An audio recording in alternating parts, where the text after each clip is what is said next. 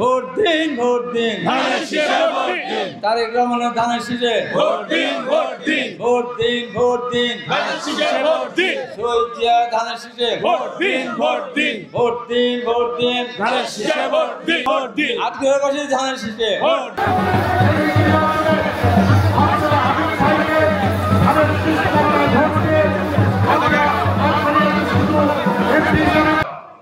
তাহলে বলে এই যে জুলাই সনদের প্রতি মানুষের যে শ্রদ্ধাবোধ নেই, এটা তাদের জন্য খুব কষ্টকর, মেয়েরা কষ্টকর হবে।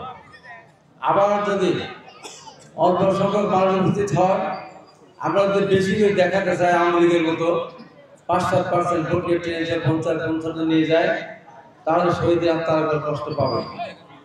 তাই আমাদের প্রধান উপদেষ্টা মহোদয় একই দিনে ঘোষণা করেছেন, কিন্তু এটাও অনেকে মানতে চাচ্ছেন না। অনেকে এটা নাকি তাদের আশা পূর্ণ হয়নি বলে এখনো তারা গণভোটকে নির্বাচনে মেনে নিতে পারছেন না। এক এক সমস্যা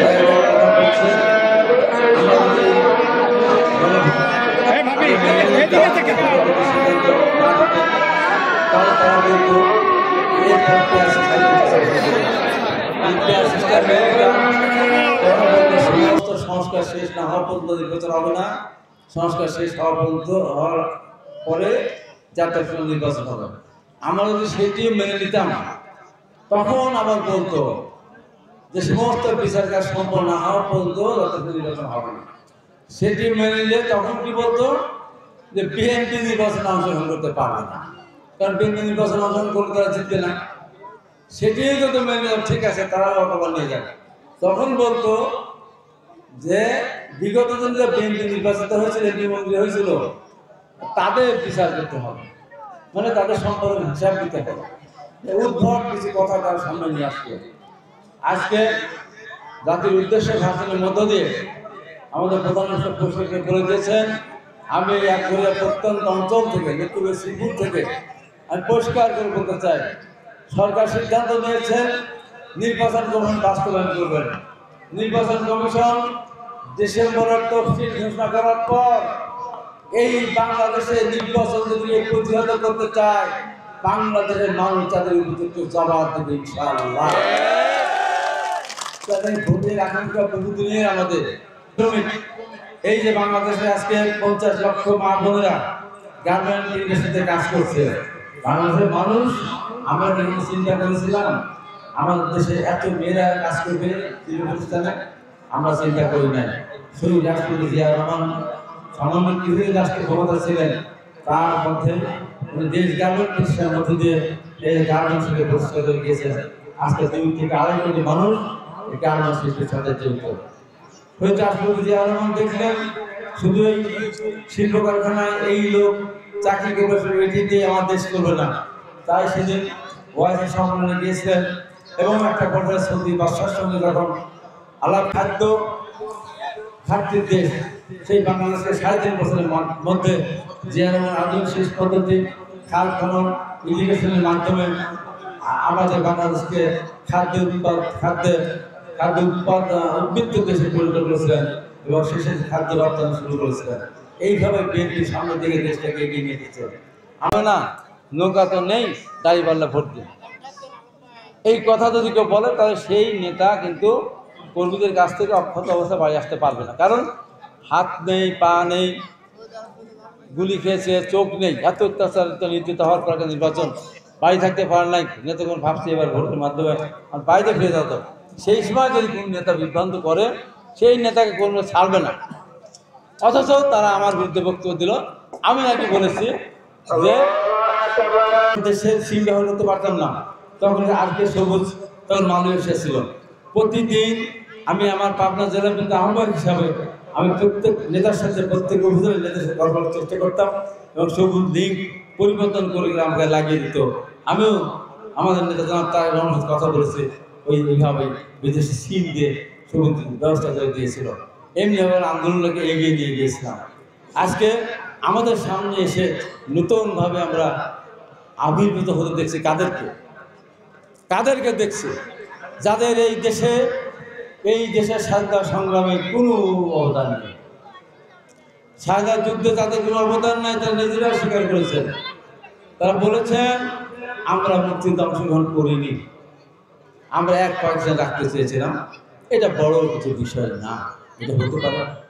আমাদের তো মনে আছে 71 সালে আমরা মুক্তিযুদ্ধে গিয়েছিলাম, কি নৃশংসতা চালিয়েছিল বাংলাদেশে সেই পাকিস্তানি আর্মিরা। রাস্তাঘাট কারা ছিনিয়ে দিয়েছিল, কারা হামলা সৃষ্টি করেছিল, কারা আলবদর আর সাহস গঠন করেছিল, কারা বুদ্ধিজীবীদের পাকিস্তানের সাথে তুলে দিয়েছিল, সে কথাকে আমরা ভুলে গিয়েছি। আমরা একবারও তাদের সমস্ত কথাবার্তা কিন্তু আমরা বলি না, কিন্তু তারা প্রতিনিয়ত শহীদ রাষ্ট্রপতি জিয়াউর রহমান বিরুদ্ধে কথা বলেন। শহীদ রাষ্ট্রপতি জিয়াউর রহমান শহীদ বহু দলকে অন্তর্বর্তন করতে গিয়ে অনেক দলকেই রাজনীতি করার সুযোগ করে দিয়েছিলেন। একদলীয় বাকশাল আওয়ামী লীগ, তারা আওয়ামী লীগের রাজনীতি শহীদ রাষ্ট্রপতি জিয়াউর রহমানের হাত ধরেই কিন্তু এদের করার সুযোগ পেয়েছেন। আজকে যারা আমাদের বিরুদ্ধে কথা বলেন, তারা সেদিন জামাত ইসলামের নামে, তারা সেদিন অ্যাপ্লিকেশন না নিলেও আইডিয়াল নামে নিয়ে তারা সেদিন সেমিনার নির্বাচন করেছেন। আজকে তারা আমাদের বিরুদ্ধে কথা বলেন, একবারও ভাবেন না কার বিরুদ্ধে কথা বলছে, একবারও চিন্তা করেন না কোন দলের সাথে আমি আজকে এই আসনটা করছি, একবারও ভাবেন না। এই বাংলাদেশে আমাদের কত কথা শুনতে হয়, কত কথা শুনতে হয়। তাদের সাথে করে আমরা বিগত দিনে জোট গঠন করেছিলাম, সেই উত্তর দিতে গিয়ে অনেক সময় লেগে যায়। তারপরেও আমরা মনে করি যে আমরা সবাই মিলে যে আন্দোলন করেছিলাম, আমরা আন্দোলনকারী দলগুলি আমরা ঐক্যবদ্ধ থাকি, ঐক্যবদ্ধ থেকে একটা গণতান্ত্রিক ব্যবস্থা আমরা ফিরিয়ে আনি। কিন্তু তারা মনে করছে জোর করে তারা সব কিছু করতে চাচ্ছে। বিভিন্ন জায়গায় যে সমস্ত আচরণ শুরু করেছে, আমি দেখেছেন আমার আগ্রহের একটি কাণ্ডটা চালিয়েছে। এই পৃথিবী সৃষ্টি হওয়ার পর এই পৃথিবীতে কোথাও কেউ দেখাতে পারবে না একটা পাখি ভেঙে দিয়ে তার ওখানে 74টা মোটরসাইকেল কিভাবে, মানে একবারে মুসলমান একমাত্র তাদের ভোট না দেবে তাদের ইমান থাকবে। এমন এমন কথাবার্তা বলছে, পূজা ওখানে গিয়ে বলছে পূজা কিভাবে আজকে দেশের মানুষের ভোটের জন্য আজকে মিথ্যা কথা বলা হচ্ছে। তাই আমি পরিষ্কার করে বলতে চাই, মিথ্যা কথা বিভ্রান্ত হবেন না। যে কথাটা আমি বলতে গিয়ে সেটা এখানে যারা আমার বক্তব্য শুনছেন বা ইউটিউবের মাধ্যমে বিভিন্ন ফেসবুকের মাধ্যমে শুনবেন, এবং আমার আটঘরিয়া পাবনা থেকে শুরু সারা বাংলাদেশের মানুষকে আমি বলবো, আপনাদের কাছে গিয়ে কোনো দলের কোনো মহিলা হোক পুরুষ হোক যদি ভোটার আইডি কার্ড চায় আপনারা দিবেন না। পরিষ্কার এটা করবে কি জানেন, এই যে মহিলাদের আইডি কার্ডের উদ্দেশ্য এই কার্ড নিয়ে তারা যাবে, গিয়ে তাদের এই যে নাম্বারটা থাকবে, ওই যে ভোটার লিস্ট থাকবে এবং ভোটার স্লিপ আমরা যখন দেব, তারা এই স্লিপগুলি যেগুলি তাদের না সেই স্লিপগুলি তারা নিবে, তাদের লোকজনকে পাঠাবে। তাই বোরকা পরে যাবে, মেয়েদের তো বলা যাবে না মুখ করেন, এই ভোটগুলো তারা আগে দিয়ে দিবে। তারপরে তাদের ভোটারদের, তারা যারা অরিজিনাল ভোটার তখন তারা যাবে। কেউ কি আপনি না করতে পারবেন? আপনি বলতে পারেন এই মুখ খোলেন, কিন্তু এদের বলতে পারেন মুখ খোলেন, এটা বললে আমরা পদ্মা মেনে চলি। এই ষড়যন্ত্রের কারণে কিন্তু এই ভোটার আইডি কার্ড বা ওই তার নাম্বারটা তার নিতে চাচ্ছে, ফটোকপি চাচ্ছে, অথবা তারা ভোটার আইডি কার্ডের ফটোকপি নিয়ে অসংখ্য মানুষকে জীবন দিতে হয়েছে। তারা একটা যদি বলতে পারে এরশাদ বিরোধী 9 বছর একজন লোক তাদের মারা গিয়েছে, একজন লোক আহত হয়েছে, তারা বলতে পারবে। এই কথা বলে কেন? সব কথা বলতে পারে নাকি? তারা কি বলতে পারবে? এটা বলতে পারবে না। অত দূরে আমি যাচ্ছি না। এই যে 15.5 বছর বলেন তো, বিদ্যুতের দাম বাড়িয়েছে সরকার, গ্যাসের দাম বাড়িয়েছে, বিদ্যুতের লোডশেডিং হয়েছে, দ্রব্য উদ্যোগী হয়েছে। আন্দোলন করতে গিয়ে, জনগণের পক্ষে আন্দোলন করতে গিয়ে তাদের একজন লোক কোথাও গুলিবিদ্ধ হয়েছে, আহত হয়েছে না। হ্যাঁ, তাদের নেতা 13 সালে যখন তাদের যুদ্ধ অপরাধের দায়ে যখন তাদের নেতাদের ফাঁসি দিল, জেল দিল, তখন তারা আন্দোলন করেছে।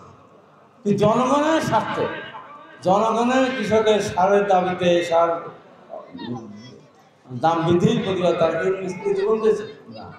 আমাদের ছেলেরা দিয়েছে, আমাদের নারায়ণগঞ্জ, মুন্সিগঞ্জ, বিভিন্ন জায়গায় প্রকাশ প্রতিবাদ লেগে তারা আমাদের গুলি করে আমাদের ধরতে পারে। আমি একটা বয়স্ক মানুষ, আমি মুক্তিযুদ্ধে গিয়েছিলাম। আমি যতবার যেখানে গিয়েছি সেখানে আমার উপর আক্রমণ হয়েছে। মিরপুরে গেলাম, আক্রমণ হলো। এই পাবনা বিদ্যুতের লোডশেডিং এর প্রতিবাদে স্মারকলিপি দিয়ে যখন যাচ্ছিলাম, তখন আমাকে মেরে ফেলার জন্য কীভাবে আমার উপর নির্যাতন করা হলো। আমাকে রক্ষা করতে গিয়ে আমাদের স্বেচ্ছাসেবক আহ্বায়ক ইয়ামিন মারাত্মক অসুবিধা হলো। অনেক দিন চিকিৎসা দিয়েছে। সোহেল, আমাদের শিবপুর তো নয় যে গোবরপুর, একদম তো তাকে যেভাবে মারলো, মারা ভালো বেচারা প্রধানমন্ত্রী আসলে মারাই গেল। আমার সাথে অনেকে আহত হয়েছে। বলেন তো আপনাদের কে আহত হয়েছে? বলেন কে আহত হয়েছে বলেন তো মানুষের দাবি আদায় করার জন্য? এই যে 15.5 বছর আপনারা আমাকে মিডিয়াতে দেখেছেন, তাদের বিরুদ্ধে যখন কেউ সরকার যখন অত্যাচার নির্যাতন করেছে, এই 15.5 বছর হাবিব ছাড়া আপনাদের পক্ষে কেউ কথা বলেনি। আর সেই হাবিবের বিরুদ্ধে সারা পৃথিবীর জামাত এক হয়ে গেলেন কেন? আমি কি বলেছিলাম? আমি বলেছিলাম আগ্রহাতে আমাদের নেতাদেরকে আহত করা হয়েছে, মনসাকে ভেঙে দেওয়া হয়েছে, অফিস ভেঙে দেওয়া হয়েছে, পাটের হোটেল ভেঙে দেওয়া হয়েছে, আপনাদের থেকে আহত হয়নি। আপনারা কেন মিথ্যা মামলাটা করবেন? দেখেন আপনারা একটা লোক আহত হয়েছে, আপনারা ক্ষমতা যেতে চান, যান, চেষ্টা করেন। আমাদের বিরুদ্ধে বলে কি করবেন? জনগণ বোঝে না কারা কি করেছে। তাই শত ষড়যন্ত্র করেও ইনশাআল্লাহ এই দেশের মানুষ, শহীদ রাষ্ট্রপতি জিয়া রহমান, দেশনেত্রী বেগম খালেদা অবদান, আগামী দিনে আধুনিক বাংলাদেশ গড়ার কারিগর জনাব তারেক রহমানের ধানের শীষে ভোট দেবে ইনশাআল্লাহ। জনগণের সমর্থন নিয়ে দেশনেত্রী বেগম খালেদা জিয়া এবং তারেক রহমান দেশের সুযোগ পাবেন। আমাদের ভবিষ্যতে কর্মবন্ধ কার্যক্রম করেছেন আধুনিক শিল্প সমৃদ্ধ দেশ গড়া, শ্রমিকদের সমস্যা, বেকারদের সমস্যার সমাধান আমরা করি ইনশাআল্লাহ। এই কথা বলে আমার বক্তব্য শেষ করার পূর্বে যে কৃষক